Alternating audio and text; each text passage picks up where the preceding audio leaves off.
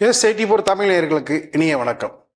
ஆங்கிலேயர் காலத்து சட்டங்கள் முழுமையாக நீக்கப்பட்டு புதிய குற்றவியல் சட்டங்கள் நடைமுறைக்கு வந்துள்ளன. நேற்று முதல் அமலுக்கு வந்துள்ள இந்த சட்டங்களுடைய சிறப்புகள் குறித்தும் சாதக பாதகங்கள் குறித்தும் நம்முடைய உரையாட காத்திருக்கிறார் தமிழக முன்னேற்ற காங்கிரஸ் தலைவர் திரு அழுத்வாஸ் அவர்கள்.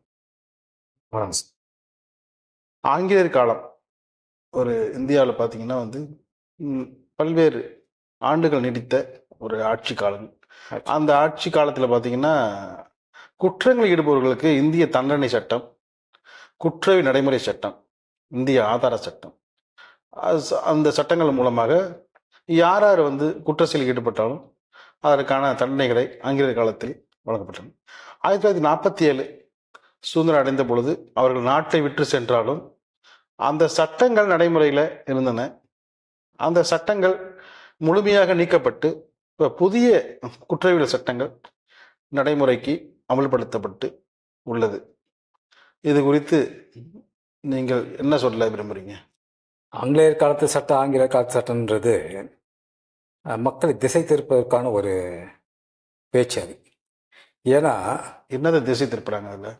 1947 இந்தியா சுதந்திரம் அடைந்த பிறகு சரிங்க, இந்தியாவுக்கான ஒரு அரசியலமைப்பு சட்டத்தை அம்பேத்கர் தலைமையில் ஒரு குழு அமைத்து அன்றைய அரசு இல்லைங்களா, அந்த குழு உருவாக்கி அதில் இருந்த குழு உறுப்பினர்லாம் பல பேர் பல்வேறு காலகட்டத்தில் அந்த விலைக்கு போயிட்டு அம்பேத்கர் என்ற ஒரு மாமேதையால் தனி ஒருவருடைய உழைப்பினால் உருவாக்கப்பட்ட அரசியலமைப்பு சட்டத்தை அப்படியே அதனுடைய புனிதத்தை எல்லாரும் தான் சட்டம் உருவாக்குனதை சொல்றேன்.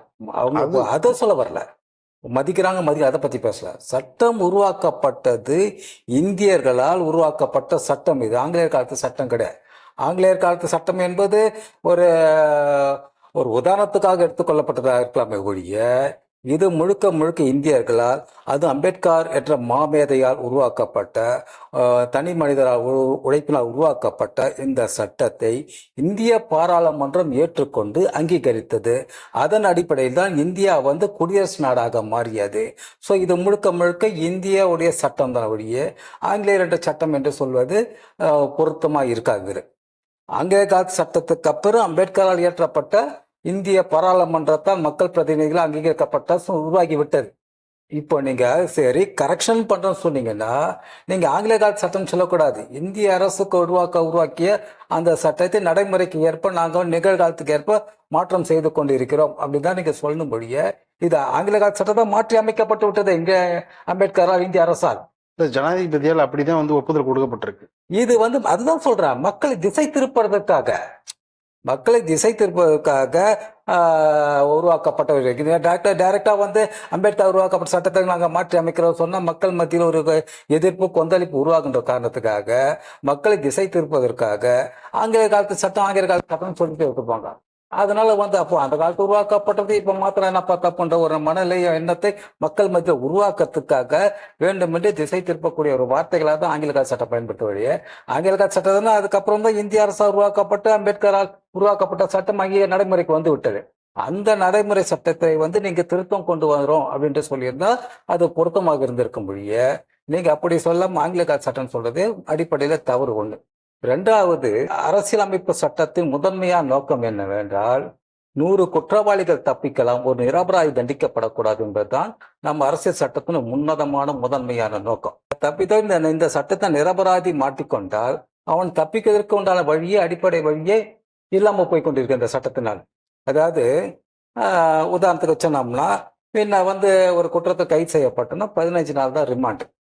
ஸோ அந்த 15 நாளுக்கு அப்புறம் அவர் ஜாமீன் பெறுறதுக்கு வாய்ப்பு உண்டு. இப்போ 60 நாள் வரைக்கும், 60 நாள் 90 நாள் வரைக்கும் ரிமாண்டுன்னு சொல்றாங்க. அப்போ ஒரு நிரபராதி அதுல சட்டத்தை அடிப்படையில் கைதாக்கி போயிட்டாருன்னா அப்போ எப்படி அவருக்கு நியாயம் கிடைக்கும்? எங்க குற்றம் நடந்திருக்கோ அந்த காவல்நிலை எல்லைக்கு உட்பட்ட காவல் நிலையத்துல தான் போய் புகார் செய்யணும். ஆனா இப்ப இந்த சட்டம் கொண்டு வந்திருக்க பாத்தீங்கன்னா இந்தியாவில் எங்க வேணாலும் புகார் செய்யலான்ற நிலைமைக்கு ஆகிப்பட்டது. அப்படி இருக்கும்போது இப்போ வட இந்தியர்கள் ஃபுல்லா தமிழ்நாட்டில் ஊடுருவி இருக்கிறாங்க. வட இந்தியர் பக்கத்து வீட்டில் குடியிருப்பான். அவன் ஏதோ ஒரு சண்டை போட்டுட்டு அவன் நேராக போயிட்டு அவன் இருக்க பீகார்ல யூபியில புகார் கொடுத்துட்டு சட்டம்லாம் முடிஞ்சு போச்சுன்னு சொல்லிட்டு நம்ம தமிழ் மக்கள் வந்து இங்க அமைதியா இருக்கும் போது இவன் பிபில பீகார் போய் அங்க இருக்க போலீஸ் வந்து இவங்களை வந்து விசாரணை கூட்டு போனதுக்கு வந்து பிடிச்சா இவங்களுக்கு அந்த பாஷை தெரியுமா, அந்த ஊரு தெரியுமா, எதை வச்சு இவங்களுக்கான நியாயத்தை பெற முடியும்? ஆனா இன்னைக்கு அமித்ஷா சொல்லியிருக்காரு, நாங்க தமிழை மொழி மாற்றம் செய்து தருவோம்னு சொல்லிட்டு. ஆனா இதெல்லாம் செய்து விட்டு தான் நீங்க மக்கள் கிட்ட கொண்டு வரணும். மக்களுக்கு என்ன சட்டம் கொண்டு வந்திருக்குன்னு தெரியவே இல்லையே. இந்தியில வந்து யார் படிக்க தெரியும், என்ன தெரியும்? எத்தனை பேருக்கு இந்திய தெரியும் தமிழ்நாட்டுல? இந்த சரத்துல வந்து 1, 2 வரவேற்கப்படைய விஷயங்கள் இருந்தாலும் அதுக்கு அதே மையமாக வைத்துக்கொண்டு மக்களுக்கு வந்து முட்டாளாக்க கொண்டு சில நிறைய விஷயங்கள் இதுல இருக்கு. குற்றங்கள் நீங்க வெளிப்படையா பார்க்கும் போது குற்றங்கள் வந்து கடுமையா இருக்குது, அதனால வரவேற்கலாமே, இது தவறு இல்லைன்னு சொல்லலாம். ஆனா அதை செயல்படுத்துகின்ற விதம் ஒண்ணு இருக்கு இல்லையா? நீங்க வந்து இங்க நடந்த ஒரு குற்றத்துக்கு பீகார்ல, யூபியில், டெல்லி போய் புகார் செஞ்சு அங்க இருக்க காவல்துறை இங்க வந்து விசாரிக்கும் போது இங்க உண்மையில என்ன நடந்தது அந்த மொழி பேசுற ஒரு காவல்துறை அதிகாரிக்கு எப்படி இங்க ஒரு குற்றம் தான் அந்த பகுதியில விசாரணை நடத்தணும், சுத்தி இருக்க மக்கள்கிட்ட விசாரிக்கணும். இந்த மொழியை தெரியாத ஒருத்தனை கொண்டு வந்து பேசும்போது அவங்ககிட்ட நம்ம மக்கள் எப்படி உண்மையை சொல்ல முடியும்? சரி, இங்க இருந்து புடிச்சிட்டு போயிட்டு அந்த ஊர் மாநிலத்துல காவல்துறை வைக்கும்போது இவனுக்கு யாரு என்னன்னு தெரியும், இவனுக்கு எப்படி நியாயம் கிடைக்கும்?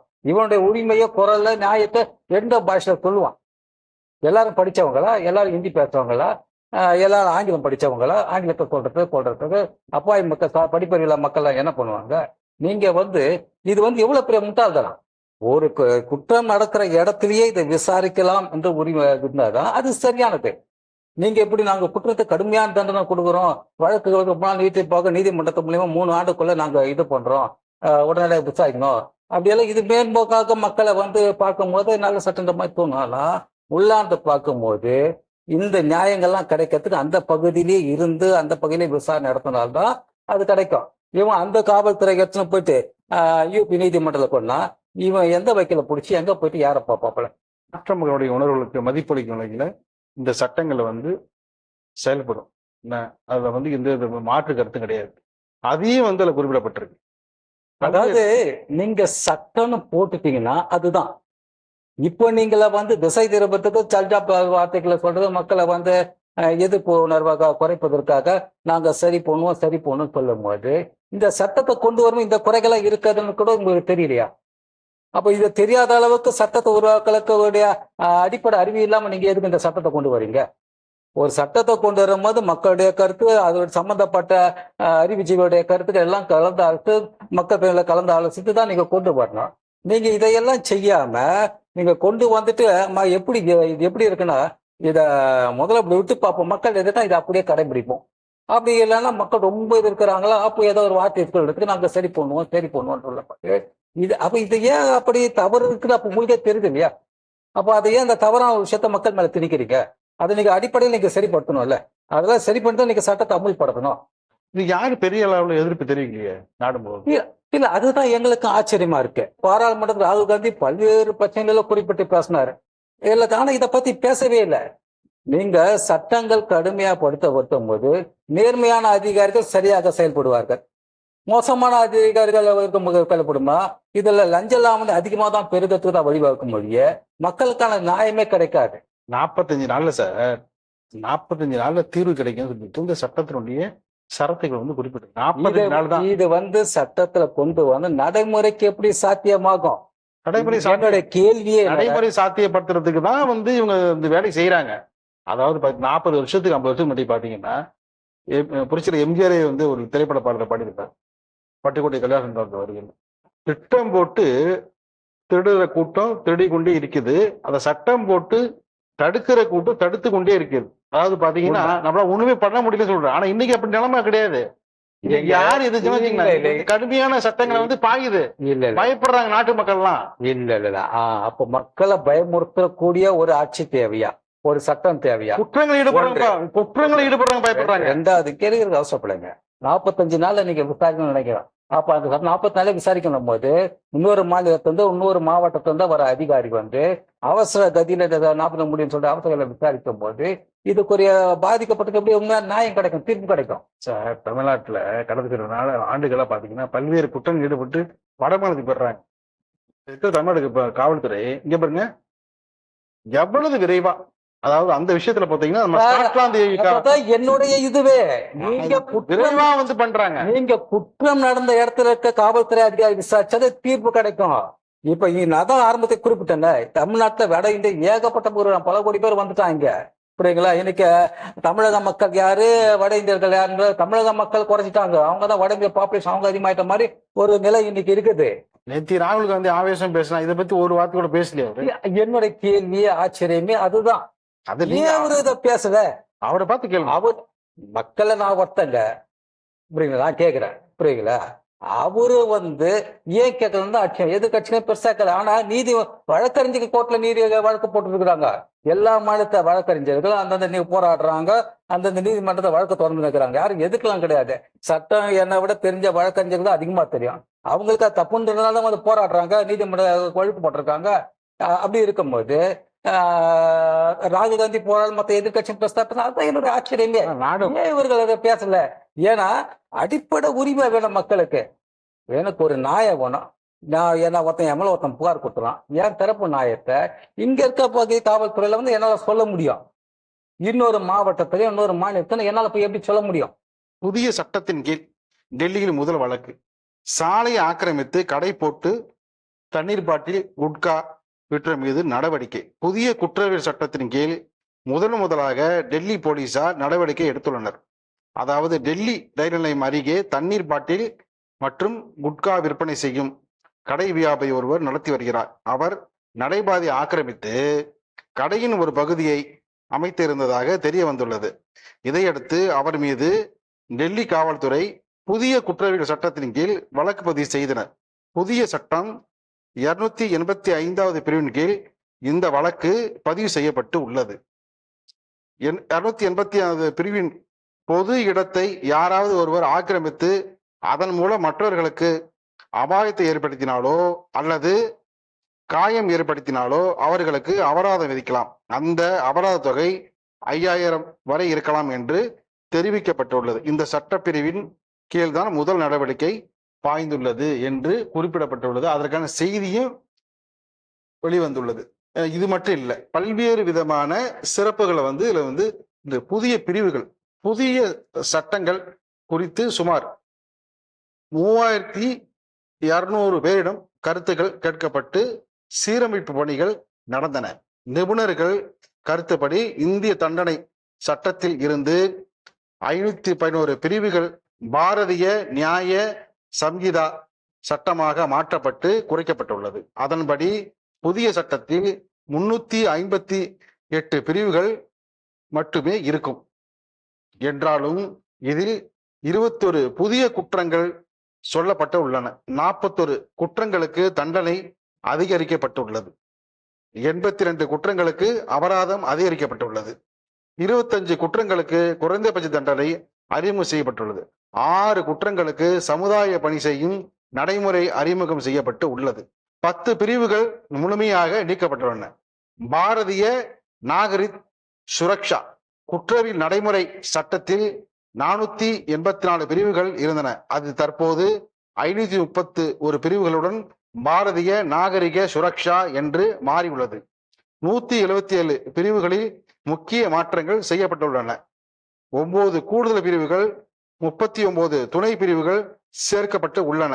14 சட்ட பிரிவுகள் அகற்றப்பட்டு உள்ளன. அதுபோல இந்திய ஆதார சட்டம் 166 பிரிவுகளுடன் இருந்தது. தற்போது அது பாரதிய சாட்சிய அதிநியம் என்ற பெயரில் 171 பிரிவுகளை கொண்டு இருக்கும். இந்த மாற்றங்களை நடைமுறைப்படுத்த நாடு முழுவதும் சுமார் 40 லட்சம் பேருக்கு பயிற்சி அளிக்கப்பட்டு உள்ளது.